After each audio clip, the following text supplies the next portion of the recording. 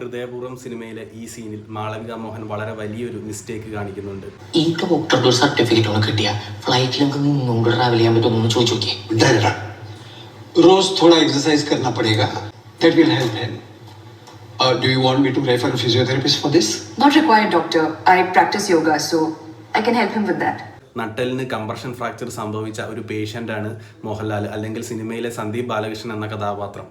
ഫ്രാക്ചറിന് ശേഷം resting period കഴിഞ്ഞ് വരുമ്പോൾ ഒരു ഫിസിയോതെറാപ്പിസ്റ്റിനെ അഡ്വൈസ് ചെയ്യുന്നുണ്ട് ഇതിൽ ഡോക്ടർ. അപ്പോൾ അവർ അതിൻ്റെ ആവശ്യമില്ല എന്നാണ് പറയുന്നത്.